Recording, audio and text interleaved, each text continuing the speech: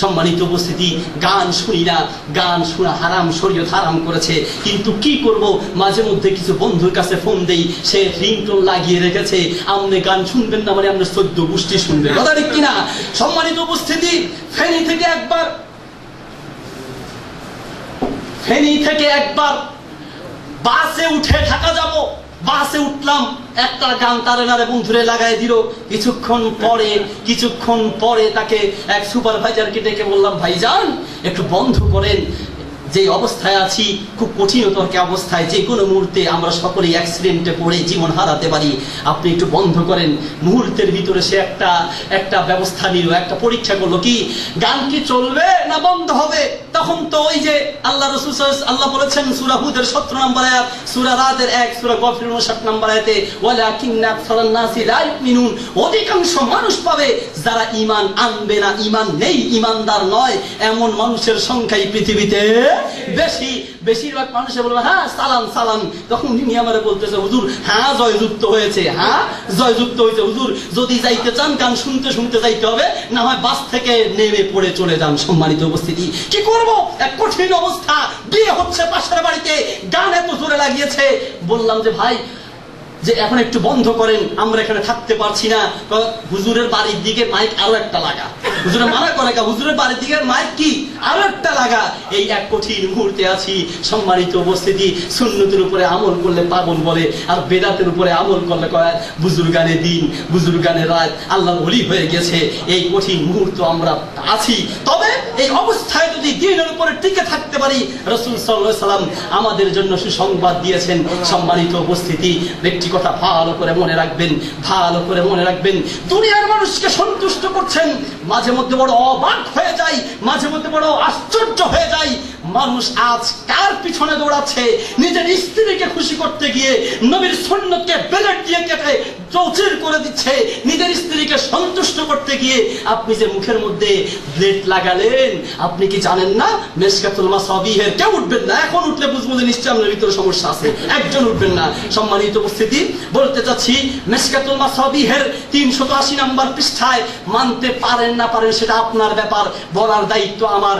একটু শুনে যান, শুনে গেলে এক সময় হলেও আপনাকে হয়তো এই কথাটা আপনাকে সঠিক পথে নিয়ে আসবে। মিশকাতুল মাসাবিহের 380 নম্বর পৃষ্ঠায় আল্লাহ রাসূল সাল্লাল্লাহু আলাইহি ওয়াসাল্লাম বলেন, আউফিরুল লুহা ওয়াহফুস শাওয়ারিব খালিফুল মুশরিকিন, মুশরিকদের বিরোধিতা করো। আউফিরুল লুহা, তুমি দাড়িকে লম্বা করো, ওয়াহফুস শাওয়ারিব, মোছকে ছোট করো। দাড়িকে লম্বা রাখতে হবে, দাড়িকে কাটা যাবে না, লম্বা রাখতে হবে, এটা নবীর আদেশ। আর তোমার গার্লফ্রেন্ড, তোমার বন্ধুরা, তোমার বউয়ের আদেশ হলো দাড়ির খোসা লাগে, দাড়ি তাড়াতাড়ি প্রতিদিন সেভ করতে হবে, সপ্তাহে একদিন সেভ করতে হবে। সম্মানিত উপস্থিতি, তুমি তোমার বউয়ের কথা শুনে নবীর সুন্নতের মধ্যে ব্লেড লাগালে, তুমি বউকে প্রাধান্য দিতে গিয়ে নবীর সুন্নতকে যেভাবে চৌচির করে ফেললে, তোমার অন্তরে ভয় নাই কেন? তোমার বউ তো তোমার কবরে 1 মিনিটও থাকবে না, কথা ঠিক কিনা? সম্মানিত উপস্থিতি, ভালো করে মনে রাখবেন, তুমি বন্ধুদেরকে সন্তুষ্ট করার জন্য তুমি রাসূল সাল্লাল্লাহু আলাইহি সাল্লামের আদেশকে এইভাবে ভ্রুক্ষেপ করলে না, কিয়ামতের মাঠে ওই নবী ব্যতীত তোমার কোনো উপায় থাকবে না। আশ্চর্য হয়ে যায়, পৃথিবীর মানুষকে নিয়ে এই উম্মতকে নবী এত ভালোবাসতেন, এত চিন্তিত ছিলেন।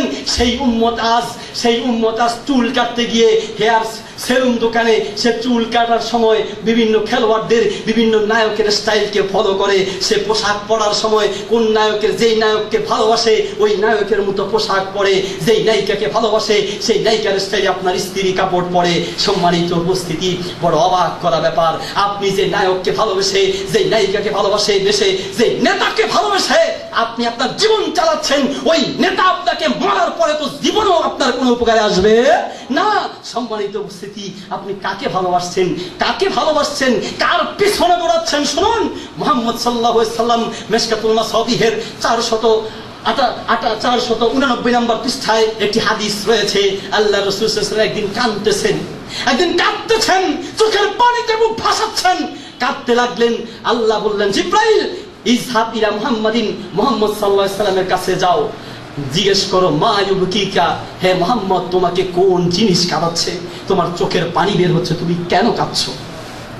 মুহাম্মদ সাল্লাল্লাহু আলাইহি ওয়াসাল্লাম নিজের সন্তানের কথা বলেননি, নিজের সম্পদের জন্য কাঁদেননি।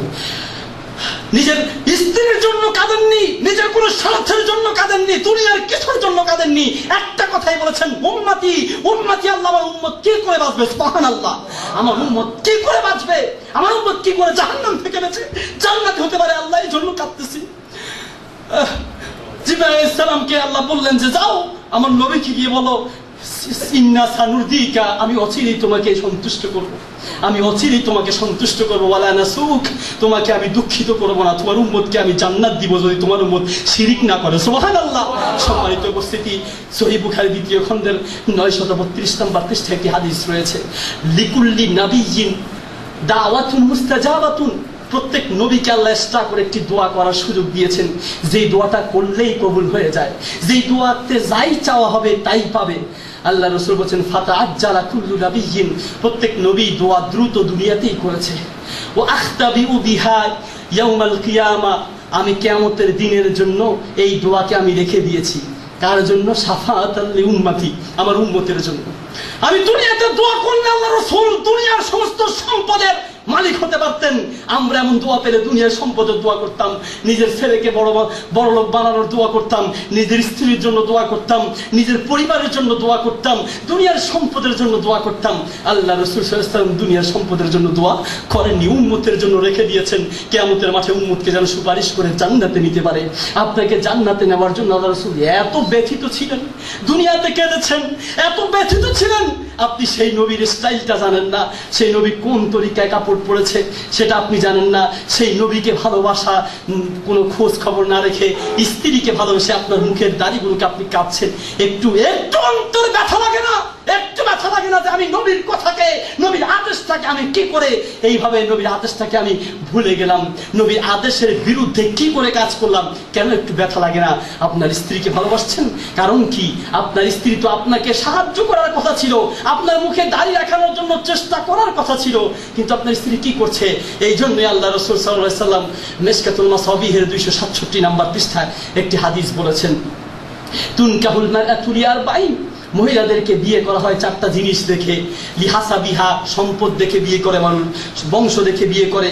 ওয়ালি মালিহা, মানুষ সম্পদ দেখে বিয়ে করে। ওয়ালি জামালিহা, সৌন্দর্য দেখে বিয়ে করে। ওয়ালি দীনিহা, দিনদারিত্ব দেখে প্রাধান্য বিয়ে করে। এরপর আল্লাহ রাসূল বলেন, ফাজফার বিজাতিদ দীন, তুমি দিনদারিত্বকে প্রাধান্য দিয়ে একজন দিনদার মেয়ে বিয়ে করো। কি হবে? আল মারআতু সালিহা, মিশকাতুল মাসাবিহের 267 নম্বর পৃষ্ঠায় আল্লাহ রাসূল সাল্লাল্লাহু আলাইহি ওয়াসাল্লাম বলেন, আল মারআতু সালিহা, একজন দিনদার স্ত্রীর মূল্য খায়রু মাতাঈদ দুনিয়া, সারা পৃথিবীর সমস্ত সম্পদের চাইতে একজন দিনদার স্ত্রীর মূল্য আল্লাহর কাছে, দুনিয়ার ঈমানদারদের কাছে অনেক বেশি। সম্মানিত উপস্থিতি, আল মারআতু সালিহা তুঈনু আলা দীনিক, তোমাকে দ্বীনের উপরে চলার জন্য যদি স্ত্রী দিনদার হয় তোমাকে সহযোগিতা করবে, তোমাকে সহযোগিতা করবে। তোমার স্ত্রী যদি দিনদার হয়, তুমি মুখে দাড়ি না রাখলে তোমাকে রাখাতে বাধ্য করবে।